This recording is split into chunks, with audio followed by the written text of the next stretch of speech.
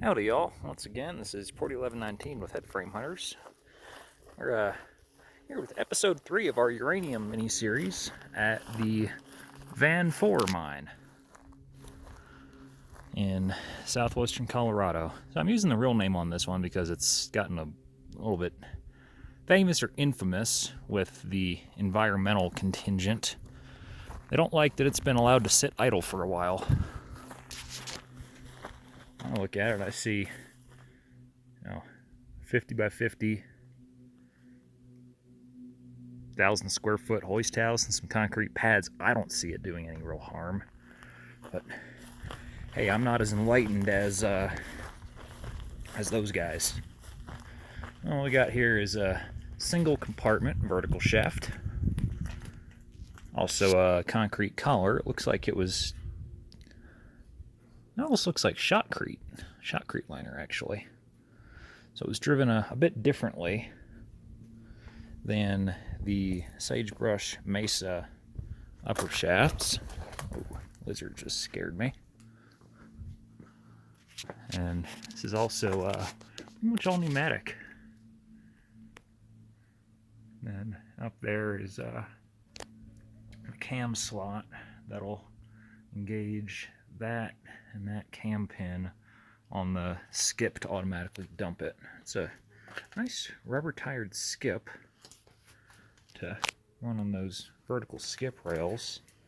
And here's the interesting thing, is it doesn't have a manway.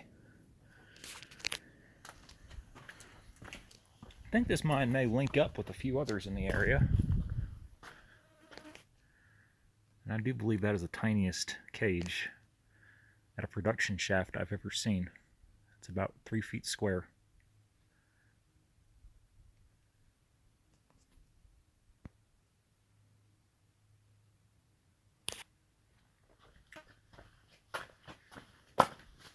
Coming around to the back side of the Van 4 head frame, we have 3 ore bins, which really makes me think it's high grade, low grade, and waste. They've got pneumatic rams, which were controlled via these valves right here. 3-position valves. They got a little grease zerk right there. Good setup. I like that.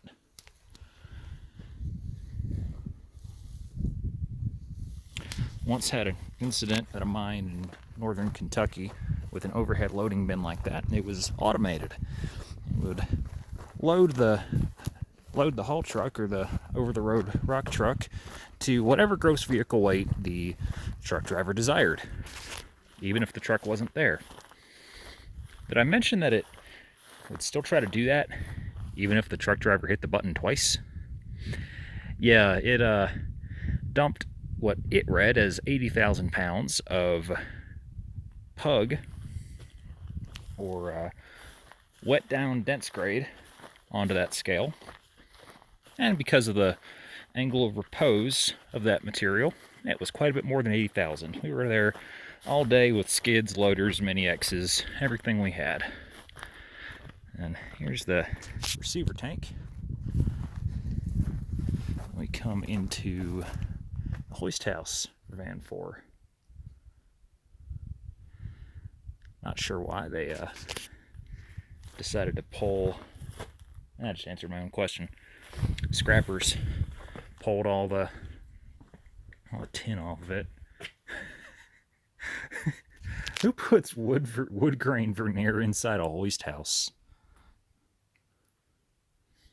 This thing stinks of gear oil and grease, which ain't a bad thing, I suppose.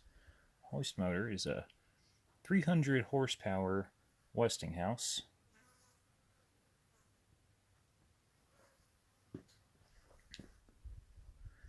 And then there's the level indicator.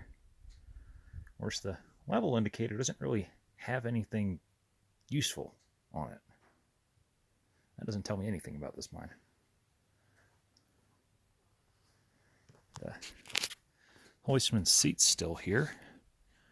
Looks like, oh, I know what that is. That's air brakes. Clever. Man trip light, buzzer, door, what the high and low back out are. And there's the control itself. This is a very modern hoist, actually. Oh, I see what this does. So, each of these little paddles.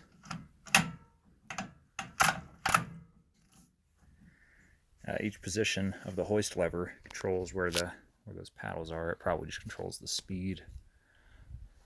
I don't know, I'm not a Sparky, but yeah, these are air brakes. So yeah, it's just like the world's biggest air brake spring can. And as with all of these mines, the rope is still there.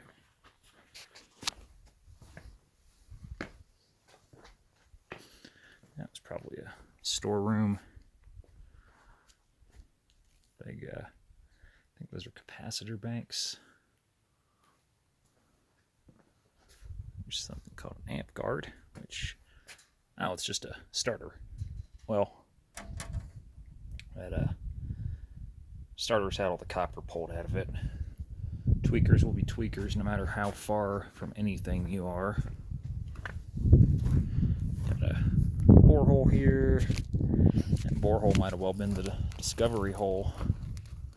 What's it say? Cable buried here. Interesting. And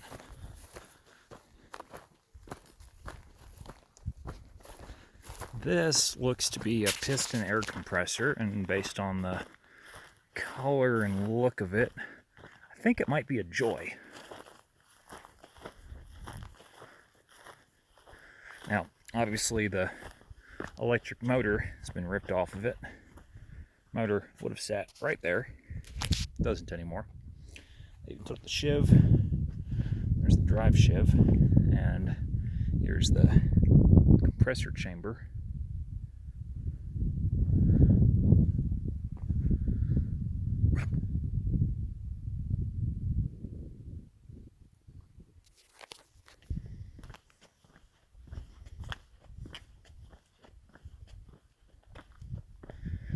Based on the rebar that was here, this used to be a structure.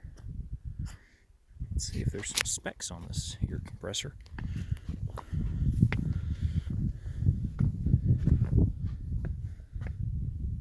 Never mind, it's not an Ingersoll Rand, it's a Gardner.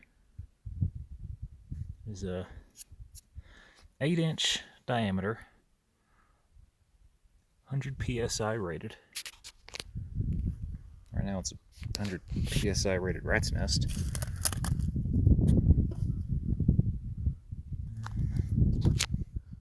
There's an MLAASA model compressor. 62.5 horsepower, 5-inch stroke, 879 RPM. Also appears it was... Oh, never mind. That's a lubricator. So then these grease lines would run up and lubricate different components of the compressor. But there's also a pretty tremendous waste pile out that way. It looks like they certainly pulled quite a bit out of the van for. I don't know if it ever shipped ore, but there's quite a bit of shaft sinking and or development work done based on the size of that. So anyways, that's all we've got for the Van 4 mine today. This has been Port 1119 with Headframe Hunters. Thank y'all very much for watching, guys. See you next time, and adios.